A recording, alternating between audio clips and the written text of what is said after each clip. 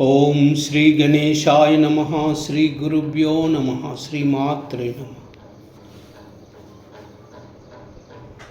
दुर्गा सप्तशती प्रथमोऽध्यायः। विनियोगः। ओम प्रथमचरित्रस्य ब्रह्मः ऋषिः, महाकाली देवता, गायत्री छन्दः, नन्दाशक्तिः, रक्तदन्तिका बीजम्, अग्नितत्वं, ऋग्वेदस्वरूपं, श्रीमहाकाली प्रीत्यर्थे प्रथमचरित्रजपे विनियोगः। ध्यानम्। ॐ खड्गं चक्रगदेषु चापपरिगान्, शूलं भुशुण्डीं शिरः, शङ्खं सन्ददतीं करैत्रिनयनां, सर्वाङ्गभूषावृतां, नीलाश्मद्युतिमास्यपाददशकां, सेवे महाकालिकां, यामस्तौ स्वपितौ हरौ कमलजो, हन्तुं मधुं कैटभम्। ओम नमश्चण्डिकायै। ॐ ऐं मार्कण्डेय उवाच। सावर्णी सूर्यतनयो यो मनु कथ्यते अष्टमः, निशामय तदुत्पत्तिं विस्तरात् गततो ममः। महामायानुभावेन यदा मन्वन्तराधिपः, स बभूव महाभागा सावर्णी तनयो रवेः। स्वारोषिषेन्तरे पूर्वं चैत्रवंशसमुद्भवः, सुरदो नाम राजाभूत् समस्ते क्षितिमण्डले।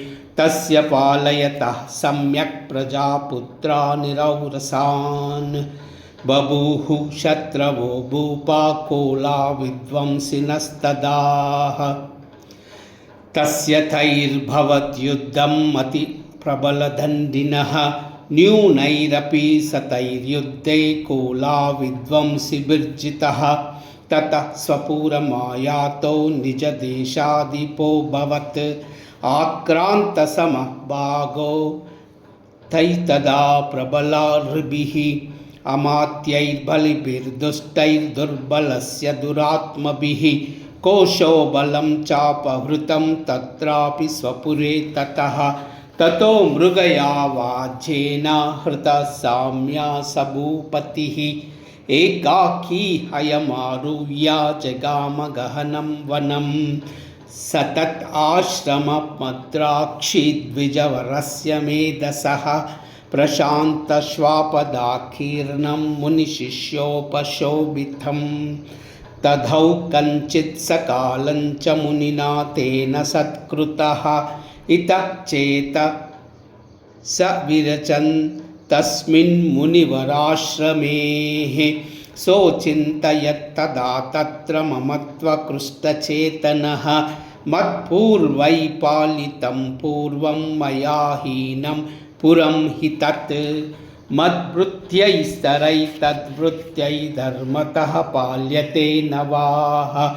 न जाने स प्रधानो मे शूरहस्ति सदा मदः, मम वैरिवशं यातः कान् भोगानुपलप्यसे।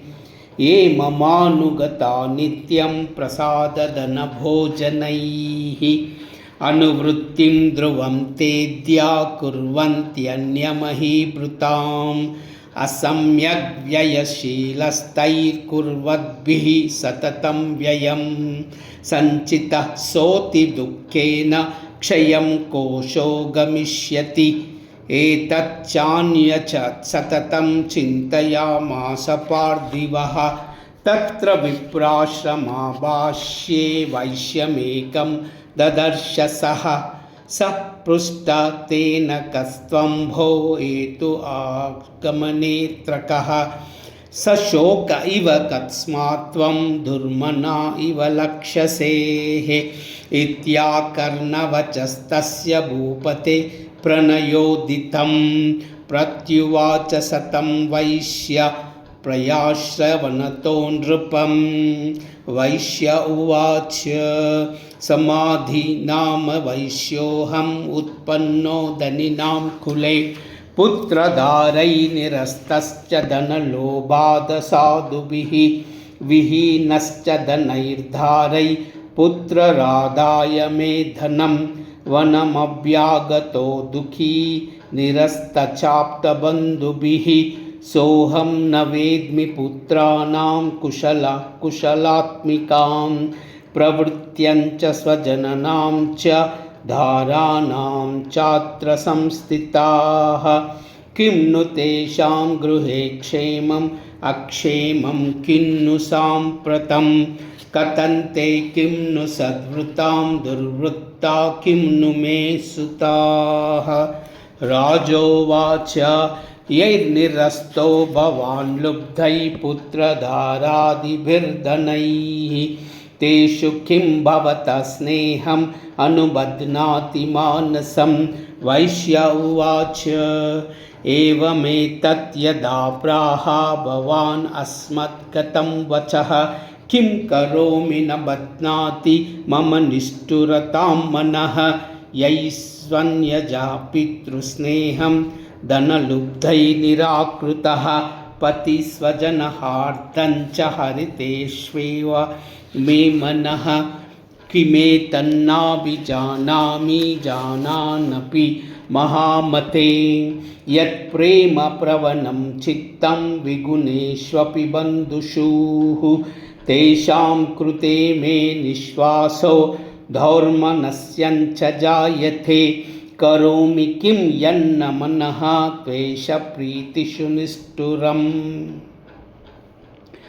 मार्कण्डेय उवाच ततस्तौ सहितौ विप्रा तं मुनिं समुपस्थितौ समाधिर्नाम वैश्योऽसौ सचिवः पार्थिवः सत्तमः कृत्वा तु तौ यदा न्यायं यदार्हं तेन संविदम् उपविष्टौ कथा काश्चित् चक्रतुर्वैश्यपार्थिवौ।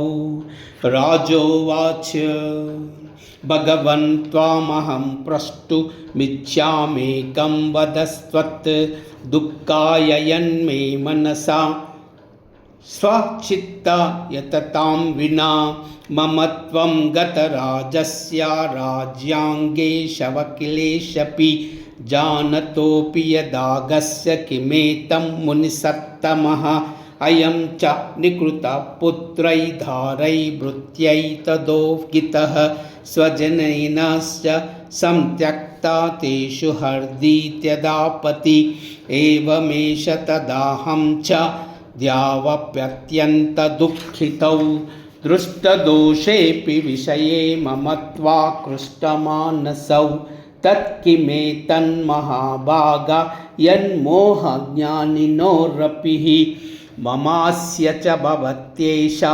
विवेकान्दस्य मूढता।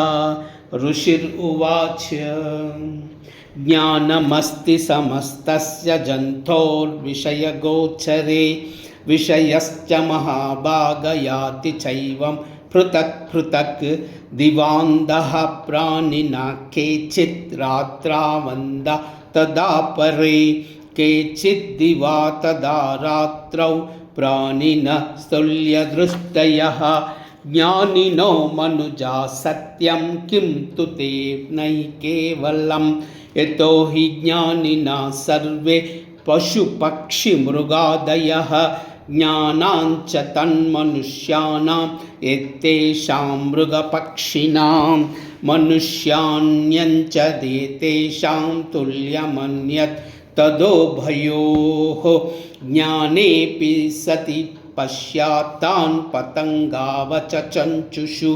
क्षणमोक्षादृतान् मोहात् पीड्यमानानपि क्षुधाः मानुष मनुज व्याघ्र साभिलाषसुतान् प्रतिः लोभात् प्रत्युपकाराय नन्वेतान् किं न पश्यसि तदापि ममता वर्ते मोहगर्ते निपातिताः। महामाया प्रभावेन संसारस्थितिकारिणाः तन्नात्र विस्मयकार्यो योगनिद्रा जगत्पतेः। महामाया हरेश्चैषा तया सम्मोहते जगत् ज्ञानिनामपि चेतांसि देवी भगवती सा बलादाकृष्य मोहाय महामाया प्रयच्छति तया विसृजते विश्वं जगते तच्चराचरं सैषा प्रसन्नवरदा नृणां भवति मुक्तये सा विद्या परमा मुक्ते हेतुभूता सनातनी संसारबन्धहेतुश्च सैव सर्वेश्वरेश्वरी। राजोवाच भगवन् काहि सा देवी महामायेति यां भवान् ब्रवीति कथमुत्पन्ना सा कर्मा साश्च किं द्विज यत्प्रभावा च सा देवी यत्स्वरूपा यदुद्भवाः तत्सर्वं श्रोतुमिच्छामि तत्त्वो ब्रह्मविदां वरः। ऋषिरुवाच नित्यैवा सा जगन्मूर्ति तया सर्वमिदं ततं तदापि तत्समुत्पत्ति बहुधा श्रूयतां मम देवानां कार्यसिद्ध्यर्थम् आविर्भवति सा यदाह उत्पन्नेति तदा लोके सा नित्यापि धीयते योगनिद्रां यदा विष्णु जगत्येकार्णवीकृते आस्तीर्यशेषमभजत् कत्पान्ते भगवान् प्रभुः तदा वासुरौ घोरौ विख्यातौ मधुकैटभौ विष्णुकर्णमलोद्भूतौ हन्तुं ब्रह्मणमुद्यतौ स नाभिकमले विष्णो स्थितो ब्रह्म प्रजापतिः दृष्ट्वा तावसुरौ चोग्रौ प्रस्तुप्य जनार्दनं तुष्टावयोगनिद्रां तामेकाग्रहृदयस्थितः विबोधनार्थाय हरे हरिनेत्रा कृतालयम्। विश्वेश्वरीं जगद्धात्रीं स्थितिसंहारकारिणीं निद्रां भगवतीं विष्णो अतुलां तेजसः प्रभुः ब्रह्मोवाच त्वं स्वाहा त्वं स्वदा त्वं हि वषट्कार स्वरात्मिका सुधा त्वमक्षरे नित्ये त्रिधा मात्रात्मिका स्थिता अर्धमात्रा स्थिता नित्या यानुश्चार्य विशेषतः त्वमेव संध्या सावित्री त्वं देवी जननी परा त्वयैतत् धार्यते विश्वं त्वयैतत् सृज्यते जगत् त्वयैतत् पाल्यते देवी त्वमत्सन्ते च सर्वदा विशिष्टौ सृष्टिरूपा त्वं स्थितिरूपा च पालने तदा संहृतिरूपान्ते जगतोऽस्य जगन्मये महाविद्या महामाया महामेधा महास्मृतिः महामोहा च भवती महादेवी महासुरी प्रकृतित्वं च सर्वस्य गुणत्रयविभाविनी कालरात्रि महारात्रि मोहरात्रिश्च दारुणा त्वं श्री त्वमीश्वरी त्वं ह्री त्वं बुद्धिर्बोधलक्षणा लज्जा पुष्टि तदा तुष्टि त्वं शान्ति क्षान्तिरेव च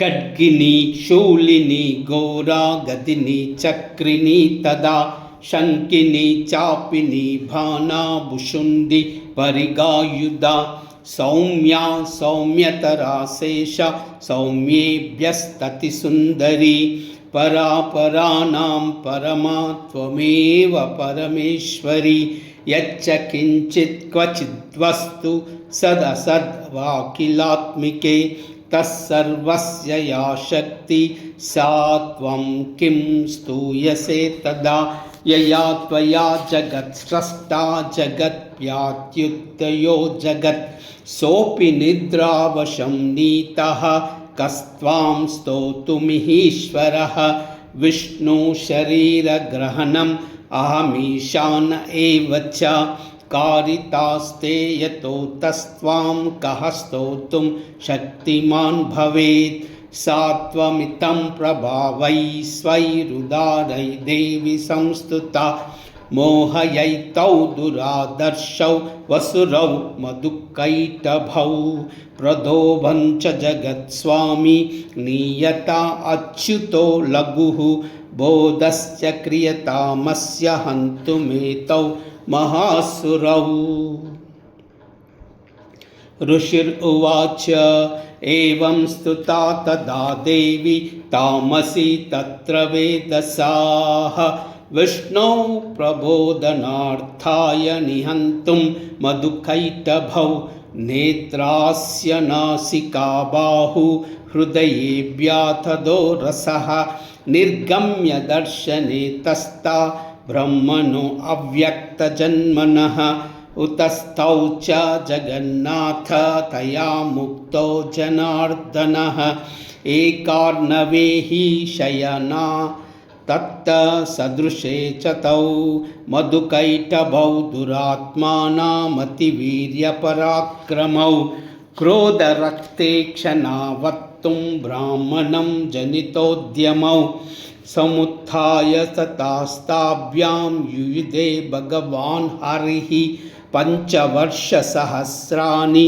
बाहुप्रहरणो विभुः तावत्प्यतिबलोन्मत्तो महामाया विमोहितौ उक्तवन्तो वरोस्मतो वियतामिति केशवम्। श्रीभगवानुवाच भवेतामद्य मे तुष्टौ मम वद्यावुभावपि किमन्येन वरेणात्र एतावुद्दिवृतं मम। ऋषिर्उवाच वञ्चिताभ्यामिति तदा सर्वमापोमयं जगत् विलोक्यात्याभ्यां गदितो भगवान् कमलेक्षणः आवां जहिना यत्रोर्वी सलिलेन परिप्लुताः। ऋषिर्उवाच तदुक्त्वा भगवता शङ्खचक्रगदावृतः कृत्वा चक्रेण वैच्छिन्ने जगने शिरसि तयोः एवमेषा समुत्पन्ना ब्रह्मणा संस्तुतः स्वयं प्रभावमस्या देव्यास्तु भूयः शृणु वदामि ते। ऐं ॐ इति श्रीमार्कण्डेयपुराणे सावर्णिके मन्वन्तरे देवी माहात्म्ये मधुकैटभवधो नाम प्रथमोऽध्यायः। नमो देव्यै महादेव्यै शिवायै सततं नमः। नमः प्रकृत्यै भद्रायै नियता प्रणतास्मतां सांगायै सायुधायै सपरिवारायै सर्वात्मिकायै वाग्भवबीजादि अधिष्ठात्रै श्रीमहाकाल्यै नमो नमः।